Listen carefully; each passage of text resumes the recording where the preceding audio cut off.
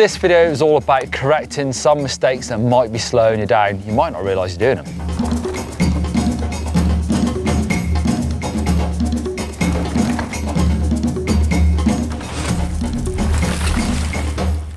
Rock gardens, braking bumps and rooty sections can really give your arms and suspension a proper workout.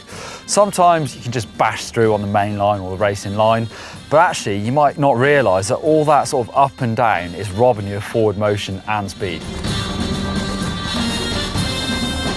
This is quite a good section here where you can see the main line down the middle. It's quite rough, I mean not crazy, but a bit braking bumpy.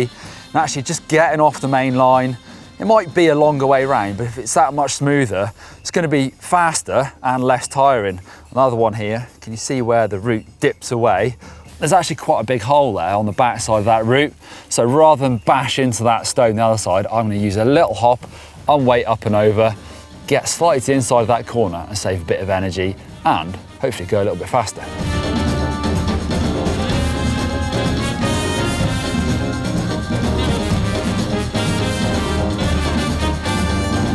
The amount of grip you've got can really change from trail to trail, from day to day, obviously from dry to wet, type of dirt you're riding. So it's good to have a really good idea of how much grip you've got.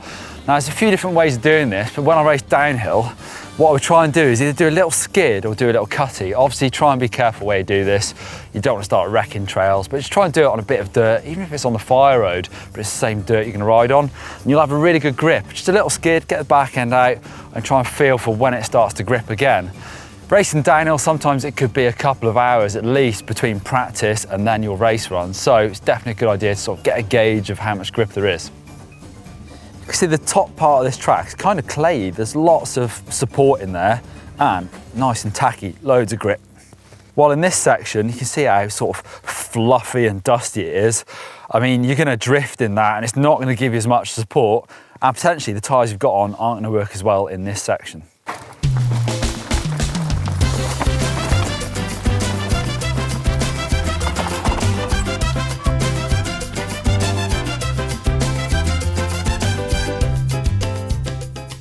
Moving on from rough sections, but staying on the theme of line choice, actually riding the main line could be slowing you down. Just moving a couple of feet over to this side, it's pretty simple. You can see a lot of people do use it anyway, so it's not crazy off the main line. A lot of people use this, but actually coming this way is going to really straighten up the next sort of 40 foot of track. If you go down that gully, you're going to have to weave right then left. But if you come here, it sets you up to go straight down. Just a couple of simple skills, just a bit of a drop off over here. But I am going to need quite a critical bunny hop to then straighten up the next bit, because if I hit that rock, I'm in trouble. So just by coming off the main line means I can come straight into this section, but now it's kind of dodgy. So all you need now is a little hop, and then I'm straight into the next bit. Saved a lot of space having to weave all the way around there, and that is going to be quicker.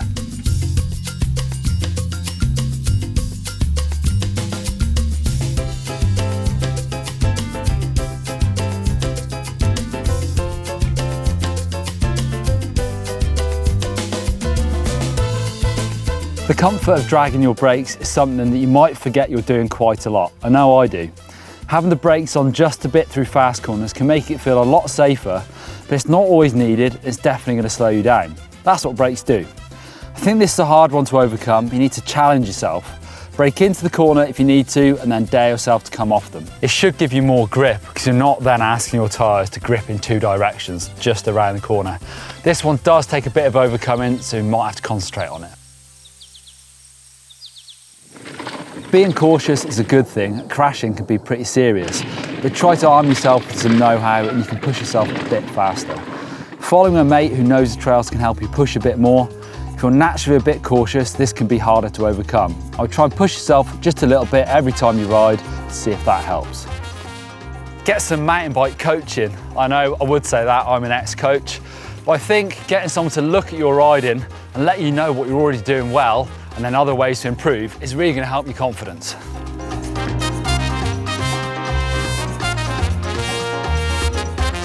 Wrong bike setup is definitely going to rob you of speed. Now, we could probably talk an hour on bike setup. But get yourselves over to GMBN Tech, where Doddy and Henry can bore you to death, stroke, really help you over there. I am taking the mickey, sorry, those boys are really helpful.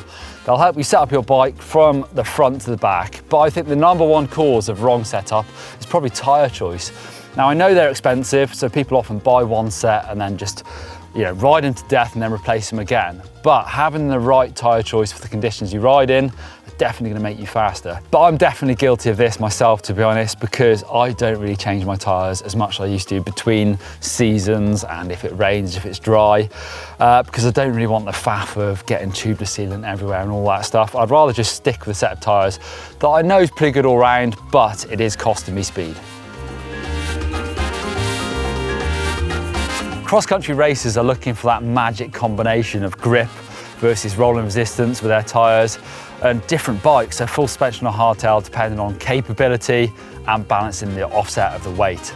Downhill racers are changing tyres, geometry, suspension all the time to try and get that perfect bike for that track where hundreds of seconds count.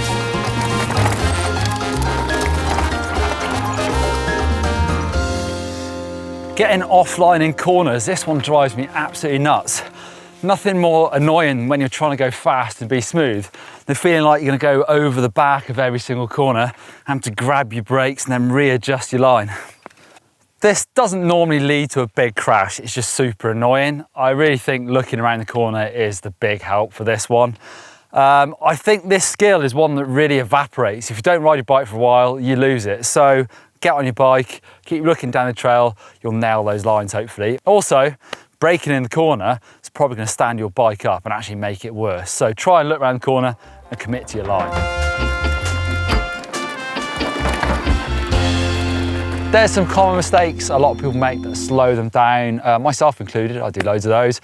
Most of those I think will improve just by riding your bike a bit more, but a bit of practice never hurt anybody. If you want to see Blake teaching me how to do a tuck no hander, click up there, top of the screen. Bottom of the screen for Blake's video, how to look like a pro. Thumbs up if you like this video and subscribe to GMBN. Why not? It's free.